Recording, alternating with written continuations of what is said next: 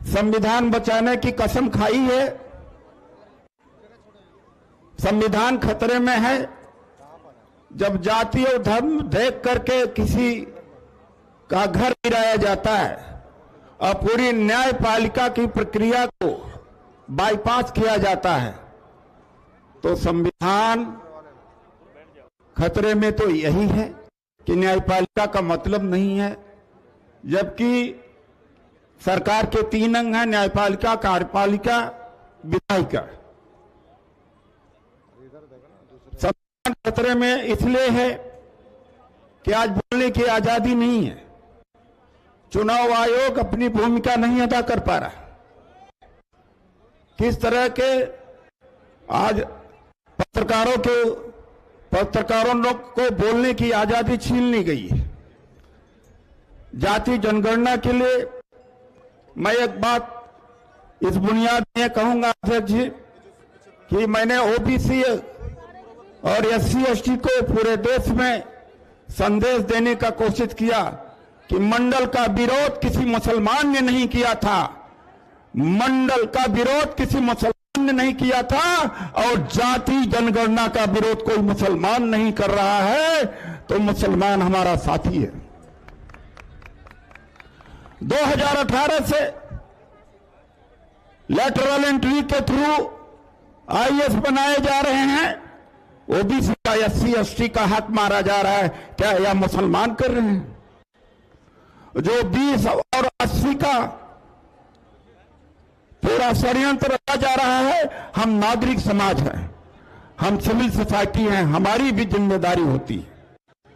हम भी आवाज उठाएं।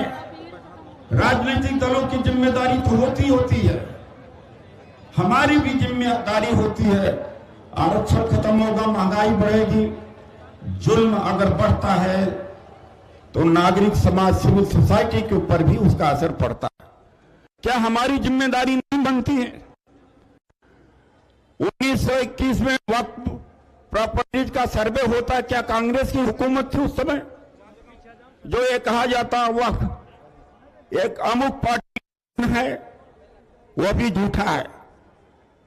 Kashi Vishwanath temple endowment trust बन सकता है, तो वक्फ बोर्ड का क्या अस्तित्व कौन खतरे में है? कौन सा गैर संवैधानिक? माननीय अध्यक्ष जी, बैकग्राउंड में है, संविधान मिल रहा है, constitution is a living body, मुझे बचाओ। ईवीएम कह रही है कि मुझे हटाओ। ये हमारे मुद्दे हैं और आरक्षण की सीमा 50% से ज्यादा बढ़ाई जानी चाहिए। एक ऐतिहासिक समय है और कभी अभी बोला कि जब तक हम लोग किसी चीज को अगर हासिल करना है उसमें यूनिटी होना चाहिए। अब जब तक यूनिटी नहीं आएगी तब तक आप लोग कुछ भी हासिल नहीं करेंगे। मैं इसलिए कह रहा हूं, अगर हम टुकड़े टुकड़ों में बांटेंगे और कन्याकुमारी से कश्मीर तक अगर हम एक नहीं होंगे,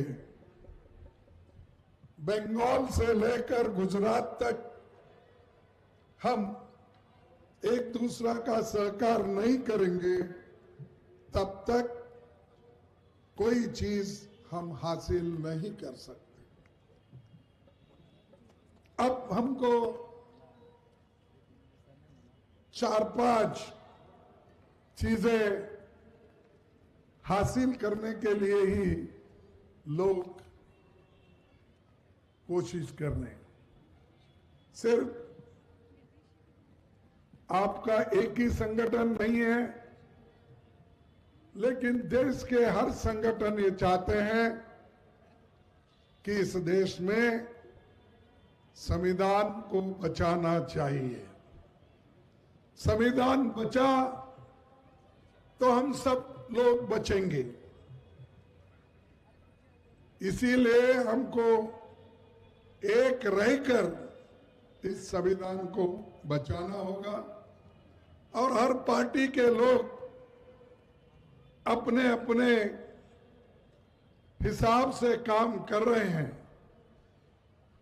उसके साथ ही हमको लोकतंत्र को भी बचाना है और लोकतंत्र नहीं बचेगा, आपकी हिस्सेदारी नहीं बढ़ेगी।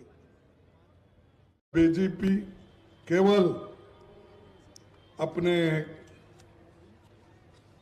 नैतिकता की बात बहुत करती है, यह और बार बार अनैतिकता काम करते हैं। बीजेपी क्या करती है? बीजेपी आपके वोट चुराती है। कैसा चुराती है? ईवीएम के वजह से, और वो वोट चुराती है और यहां तक कि नहीं एमएलए को भी चुरा के भगा लेके जाती है। जैसा महाराष्ट्र में, कर्नाटक में, उत्तराखंड में, मणिपुर में जो हुकूमत हो गए हैं, वो सब चुरा के एमएलए को चुरा के ही लेके गए।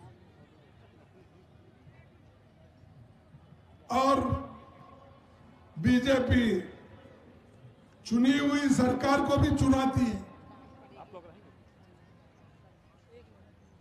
और आपके पेंशन को भी चुराती है और किसानों का एमएसपी तो छोड़ो, उसको तो वो लोग कुछ भी नहीं करे, लेकिन बॉर्डर पे लोग एमएसपी के दाम के लिए बैठे हुए थे, उनको मारकर भगा दिए, कुचल कर मारे।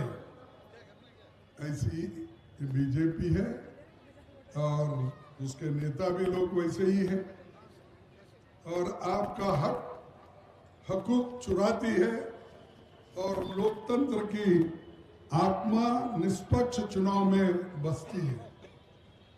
हम यही कह रहे हैं, देखो भाई, आप निष्पक्षपात से चुनाव करो, चोरी मत करो वोटों की। वो कौन?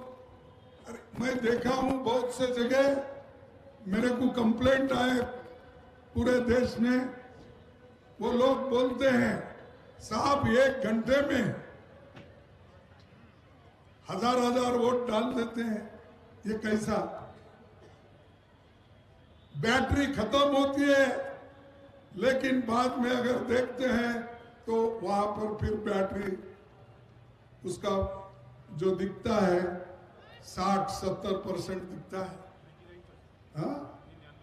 99%। तो यह सब कैसा होता है?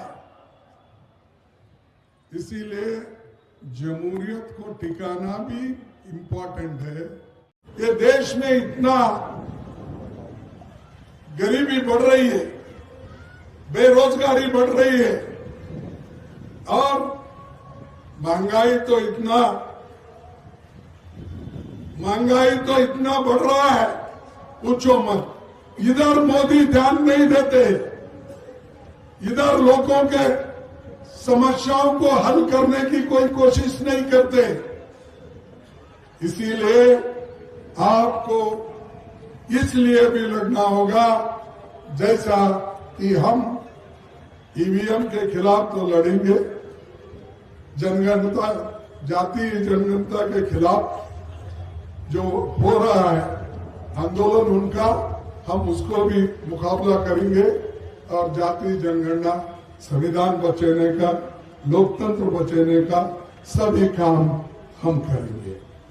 और 50% जो एक सीमा है रिजर्वेशन का, उसको खत्म करके हम ज्यादा उसको परसेंटेज में लाएंगे, तभी हमारे ओबीसी को हक मिलता है, तभी हमारे दूसरे लोगों को हक मिलता है।